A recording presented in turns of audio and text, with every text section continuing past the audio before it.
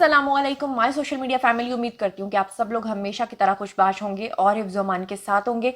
आज की वीडियो बहुत ही ख़तरनाक है और बहुत ऐसे हक़ाइक़ मैं आपकी खिदमत में लेकर हाजिर हुई हूँ, क्योंकि इस वक्त तमाम टीवी चैनल्स पर और इंक्लूडिंग सोशल मीडिया पर हर तरफ मोहसिन बेग का नाम चल रहा है और सिर्फ लोगों तक इतनी खबर पहुँचाई जा रही है कि मोहसिन बेग नामी एक शख्स हैं जो कि आज सुबह FIA ने जब छापा मारा उनको पकड़ने के लिए, तो उन्होंने जनाब आली बदले में आगे FIA के जो अहलकार हैं उनको ना सिर्फ यरगमाल बना लिया बल्कि उनके ऊपर फायरिंग भी की, स्ट्रेट फायर भी खोला और इस वक्त वो FIA की हिरासत में है। लेकिन आज की वीडियो में मैं आपको वो तमाम इंकशाफात बताऊंगी जो असल में इसकी रूट कॉज है, और इतनी सारी इन्फॉर्मेशन एक वीडियो में आपको कोई भी नहीं बताएगा। मसलन आज के वीडियो में मैं आपको बताऊंगी कि दरअसल मोहसिन बेग हैं कौन। मैं आपको बताऊंगी कि क्यों FIA के अहलकार जो हैं वो इनके घर इतनी अलस सुबह पहुंचे और क्यों इन्होंने उनके ऊपर स्ट्रेट फायर्स किए, क्यों इन्होंने उनको यरगमाल बनाया, इनका क्या मौक़िफ़ है, FIA वालों का क्या मौक़िफ़ है, ख़ास तौर पर यह कि इमरान खान के ये इतने पुराने और चहीते दोस्त कैसे बने, इन्होंने इमरान खान के ऊपर क्या क्या एहसानात किए और बदले में इनका क्या कहना है कि इमरान खान ने इनके साथ क्या किया, और जो शहबाज गिल हैं उन्होंने इनके बारे में क्या बयान दिया। तो चलिए शुरू करते हैं आज का वीडियो। उससे पहले हमेशा की तरह एक रिक्वेस्ट ये है कि अगर अब तक आपने मेरे चैनल को सब्सक्राइब नहीं किया तो कर लीजिए। तो चलिए शुरू करते हैं सबसे पहले कि मोहसिन बेग दरअसल हैं कौन। शहबाज गिल जो हैं उनका ये कहना है कि ये कोई सहाफ़ी नहीं है। इनका नाम सहाफ़ी क्यों लिया जा रहा है जबकि इनका दूर दूर तक सहाफ़त से कोई ताल्लुक नहीं है। इन्होंने कभी किसी अखबार के लिए काम नहीं किया है, इन्होंने कभी लाइव रिपोर्टिंग नहीं की है, इन्होंने कभी कोई स्टोरी ब्रेक नहीं की है, फिर ये अपने आप को सहाफ़ी क्यों कह रहे हैं जी। तो इसका जवाब मैं आपको दे देती हूँ कि दरअसल जो मोहसिन बेग हैं ये एक ऑनलाइन न्यूज़ नेटवर्क के मालिक हैं। वो ऑनलाइन न्यूज़ नेटवर्क जो है वो कुछ अर्सा पहले तक इमरान खान जो प्राइम मिनिस्टर हैं उनके लिए भी काम करता रहा, और उससे पहले जब परवेज़ मुशर्रफ का दौर था उस वक्त न्यूज़ नेटवर्क जो ऑनलाइन था ये प्रॉपर काम करता था परवेज़ मुशर्रफ के लिए, यानी कि मोहसिन बेग साहब जो हैं ये परवेज़ मुशर्रफ के लिए काम किया करते थे। अब बात कर लेते हैं कि आगे इनकी आशनाई जो है वो इमरान खान साहब के साथ कैसे हुई। तो इसमें पिछले दिनों इन्होंने अपना एक इंटरव्यू दिया सलीम साफ़ी को, जिसमें इन्होंने खुद ही बताया कि दरअसल जब ये साथी थे परवेज़ मुशर्रफ के, तो परवेज़ मुशर्रफ का जब ख़त्म होने लगा था अहद, तो उसके बाद इनका कहना है कि ये जो है इनकी दोस्ती हो गई इमरान खान साहब के साथ। तो इन्होंने अपना ये जो ऑनलाइन न्यूज़ का सारा काम है ये सारा मोड़ दिया, इसका रुख मोड़ दिया तहरीक इंसाफ की प्रमोशन की तरफ। तो इस तरह से इन्होंने बहुत कहा कि जी हमने काम किया इमरान खान के लिए। दूसरे नंबर पे ये कहते हैं कि उन दिनों में जब मैं इमरान खान का नया नया दोस्त बना था तो इमरान खान ने मुझसे कहा कि मेरे लिए चंदा इकट्ठा करो, जिसके लिए मैं पूरी दुनिया में इनके लिए चंदा इकट्ठा करने में मैं इनका बड़ा मुआवन साबित हुआ और मैंने इनके लिए 1 अरब रुपए का चंदा भी इकट्ठा किया। इससे बढ़कर ये एक और दावा करते हैं जिसमें ये कहते हैं कि परवेज़ मुशर्रफ के दौर में तकरीबन 2 दर्जन अफराद ऐसे थे जो मुख्तलिफ वज़ीर थे या मुख्तलिफ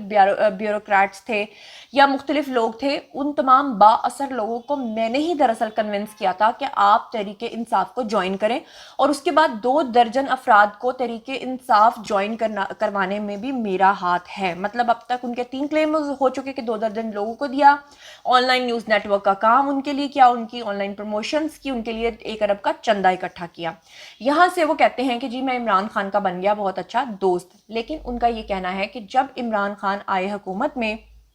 उसके बाद उन्होंने जब शादी की रेहाम खान से, और रेहाम खान ने जब उनको छोड़ा तो रेहाम खान ने उनके खिलाफ लिखी एक किताब, और अगर अब तक आपने नहीं सुनी है उस किताब का तर्जुमा तो पूरा तर्जुमा जो है ऑलरेडी मेरे चैनल पे मौजूद है। आप लिखें Reham Khan by Zunaira Maham, Reham Khan book review by Zunaira Maham, तो आपको मैंने उस पूरी बुक का जो एक लुब्बे लबाब है वो पूरा का पूरा 12 इल्ज़ामात की सूरत में मैंने पूरे वीडियो में बता दिया है। अब जनाब जी रेहाम खान ने लगाए इमरान खान साहब के ऊपर बहुत गंदे गंदे इल्ज़ामात, और उन गंदे गंदे इल्ज़ामात में मुबैना तौर पे एक इल्ज़ाम ये भी था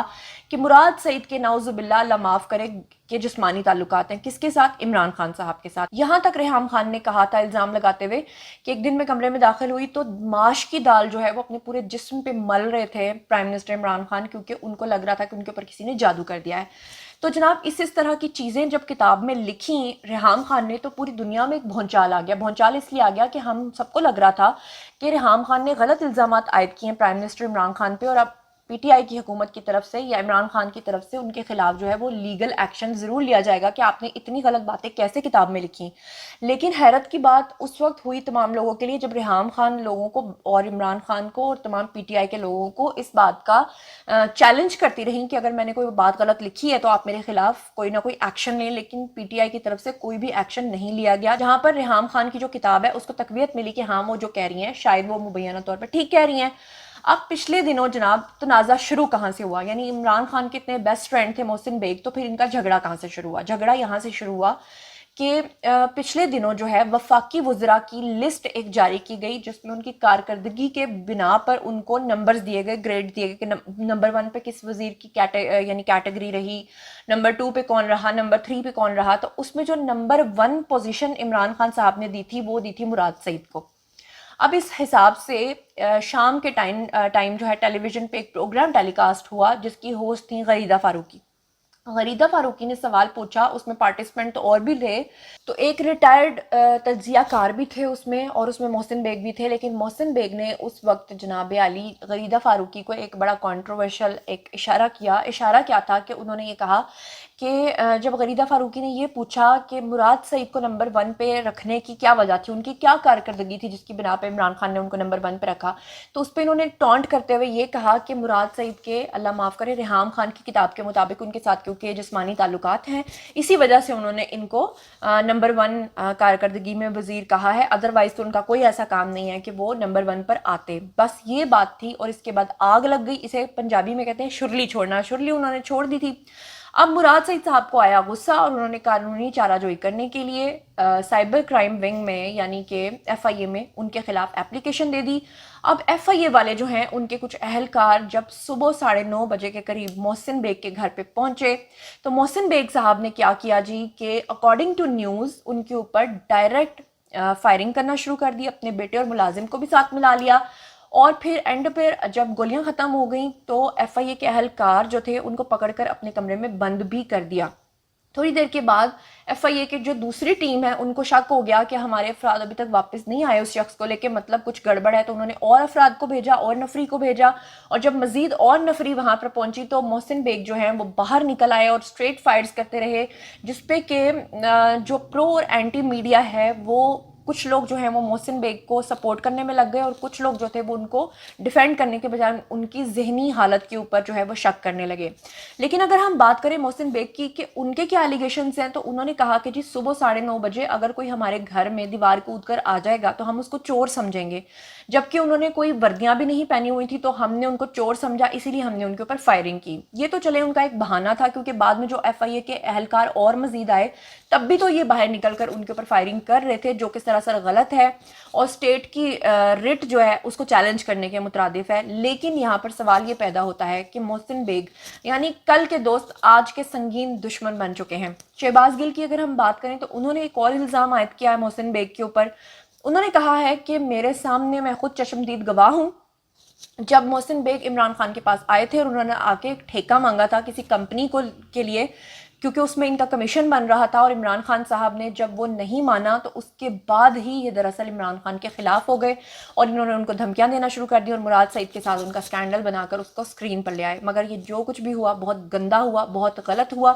اب بات کر لیتے ہیں جی کہ بلاول نے اس چیز کی بڑی سخت اس پہ تنقید کرتے ہوئے کہا ہے کہ یہ عمران خان کی کمزوری ہے کہ اس طریقے سے لوگوں کو پکڑوانا اور ان کے اوپر تشدد کروانا یہ سراسر غلط ہے. دوسری طرف اگر بات کریں تو شہباز شریف صاحب نے بھی اس کو کنڈیم کیا ہے اور انہوں نے کہا ہے کہ فیٹ ایف کا اجلاس ہونے والا ہے اور فیٹ ایف سے پہلے اس طرح کی حرکات کر کے ہم اپنے ہی ملک کو بدنام کر رہے ہیں. اور آسمہ شیرازی نے بھی کہا ہے کہ اس طرح کی چیزیں کر کے میڈیا کو ڈرایا جا رہا ہے. تو جناب یہ تھی اب تک کی پوری سمری جو میں نے اپنے الفاظ میں آپ کو بتا دی ہے اور پوری کہانی بھی میں امید کرتی ہوں کہ آپ کی سمجھ میں آ گئی ہوگی. اب آپ لوگوں نے بتانا ہے کہ آپ لوگ کیا سمجھتے ہیں کہ کتنا صحیح کتنا غلط ہوا ہے, اور جو بھی آپ لوگوں کا نیریٹو ہے آئیے کامنٹ سیکشن میں شیئر کیجئے. مزید خبریں, ولاگز, انٹرویوز اور سیاسی تجزیے جاننے کے لیے میرے ساتھ کنیکٹڈ رہنا ہرگز مت بھولیے گا. چینل کو سبسکرائب کر لیجئے گا. اپنا بہت خیال رکھیے گا. اللہ نگہبان.